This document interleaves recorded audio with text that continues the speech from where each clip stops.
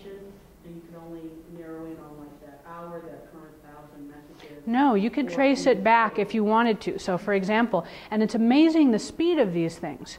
So, you know, storylines develop and have a shelf life of, you know, a couple of hours, and then they fall off. And if you missed it, you sort of missed it, but you can go back. And it does keep a record of all your tweets and all these sorts of things. Now, yeah? So, do you personally know all the people? No. No, I don't. No, and what happens is as you're, all right, one of the things that's off-putting about Twitter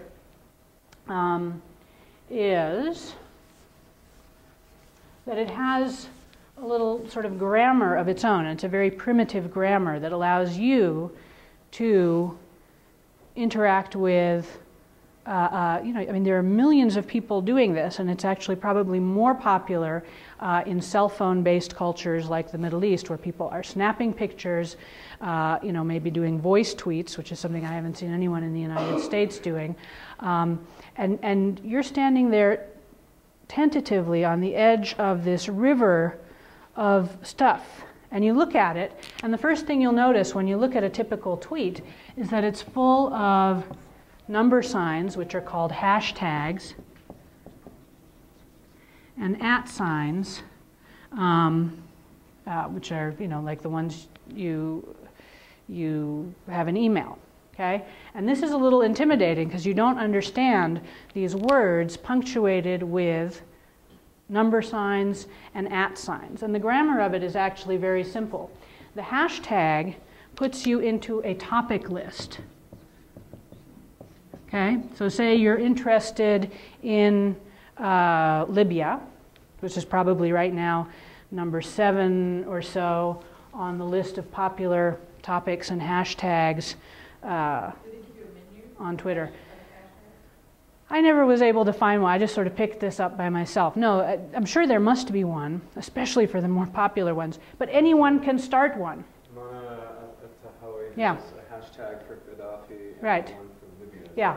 Yeah. So if I type in anywhere in my message, at the beginning, in the middle, and the end, and there's no space between here because real estate is of the essence, hashtag Libya, my tweet goes out to everyone, to one of the biggest streams on Twitter, Libya, okay, or Egypt, or what have you.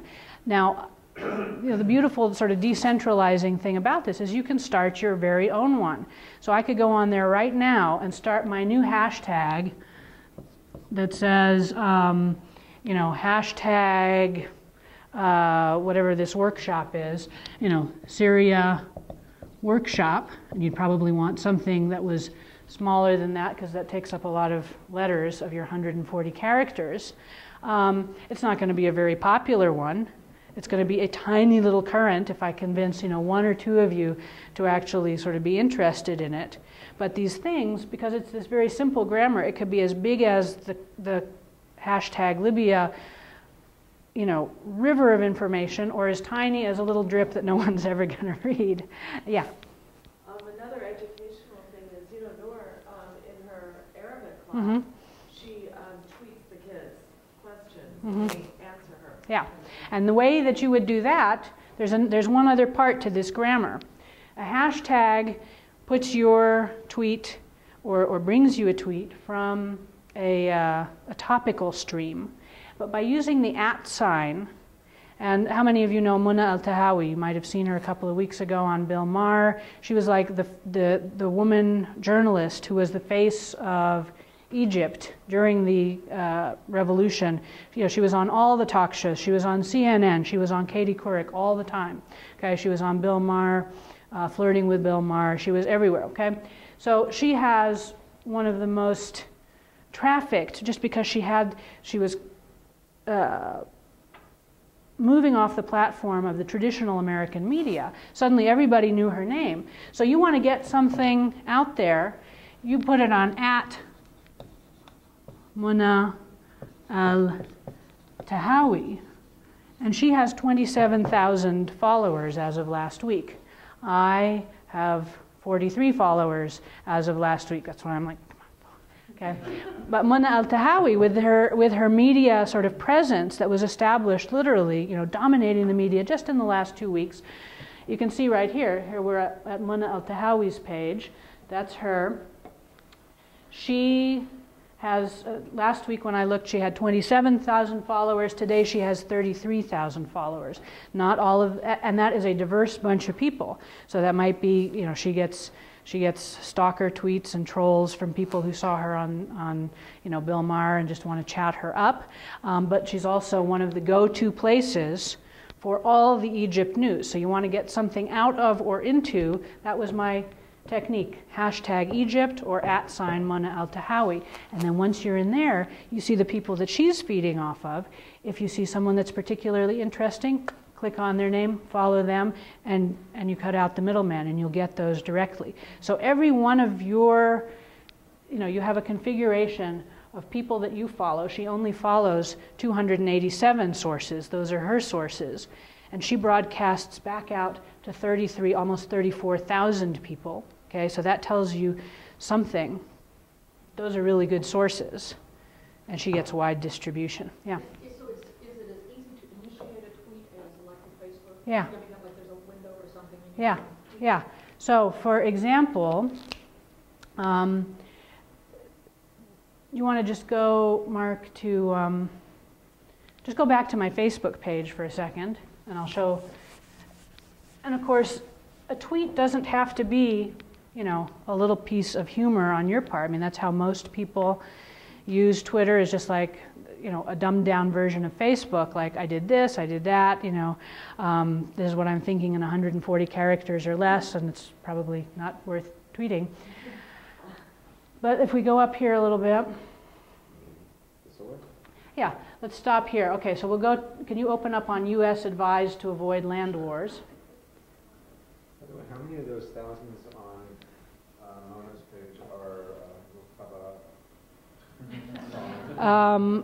obsessed? Yeah, well, this has been one of the really interesting issues is that we can talk about, that I'm trying to write about right now, is that now that you have established this decentralized public access to these rivers of information, and basically the effect of this is to dramatically decrease the cost of transferring information of any kind and the time. So rather than writing something up, cranking up the mimeograph machine, navigating the city streets to avoid the mukhabarat, and having a period of days and weeks for the distribution of information, you have something where literally, to go back to my little story about making dinner, I was like making the salmon, and I was reading on the hashtag Bahrain, and you'll find sometimes competing hashtags depending on transliteration. So one of the most confusing is Gaddafi.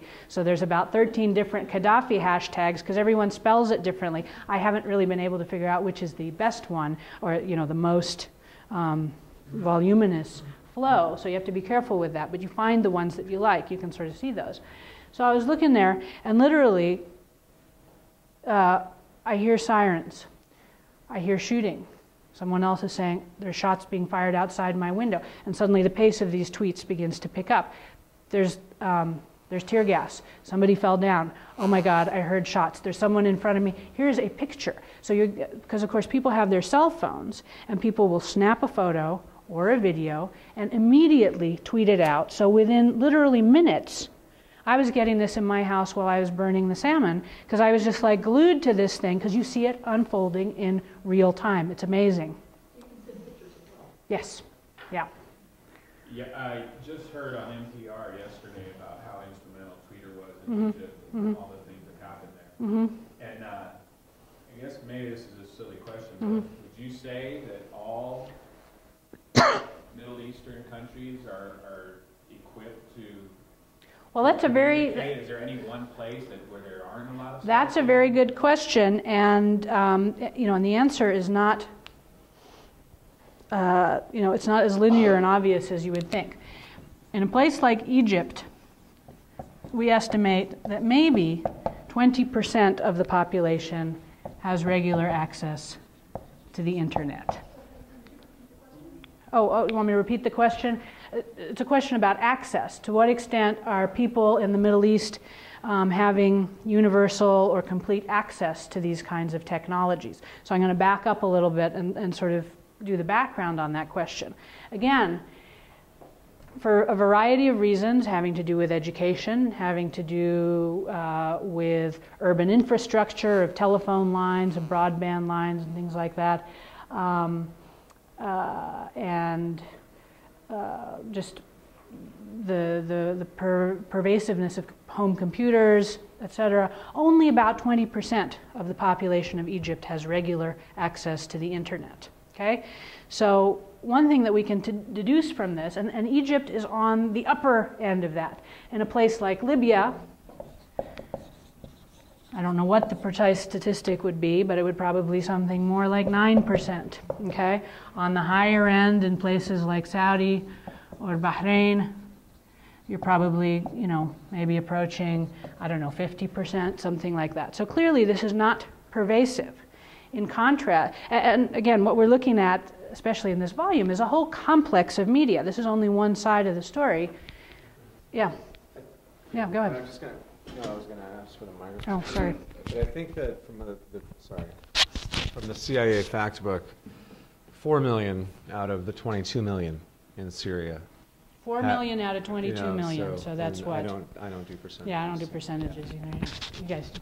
Yeah. Doesn't the artifact probably skew the reaction and our evaluation and assessment? Definitely. Oh, clearly. Clearly. That was my question. Yeah. How do you determine the validity of Right. information? Yeah. Well, in a voluminous stream of information that is that big,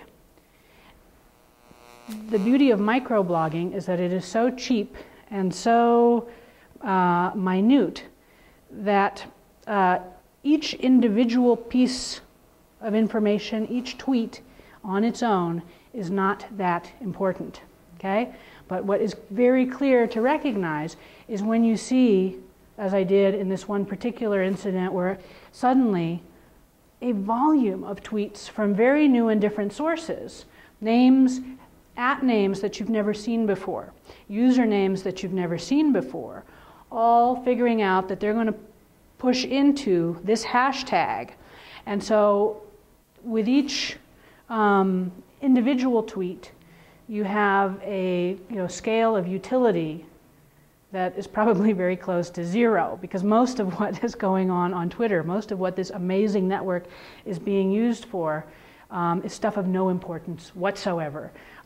It's obscene, it's lewd, it's trivial, blah, blah, blah. But the infrastructure was developed to carry this huge capacity. But when you are able, using your hashtags and using your @signs, to sit on what you think is a really important stream of information, you notice volumes, you notice new topics, and those are not definitive, but they are suggestive of something going on. So one of the things that you see all the time is corroboration. One of the things you see a lot is retweeting. So some of the most popular tweets will go out to a network, and 200 people will pass them on to their individual networks. Whereas the sort of stuff that I do, I tweet it out, I think it's really important, it goes nowhere. It just sort of falls off. So it's not. It's very interesting. It's a quantity-based type system. Any individual tweet by itself could be unreliable. It could be a troll. In fact, one of the things that Mona Al-Tahawi was seeing, and I know this because I basically sit on the edge of her stream and watch it all day long for periods of 5 minutes or whatever, is there's trolling, and those would be government supporters who have figured out that if they want to get their message out, they go to Mona Al-Tahawi and they'd say, no, we love Gaddafi, okay? And part of what happens when you're doing that is that it's all public. Everyone knows that that's what's going on. And if they get too abusive, Mona is in a position to block them, okay? So you can block people from following you, et cetera, et cetera.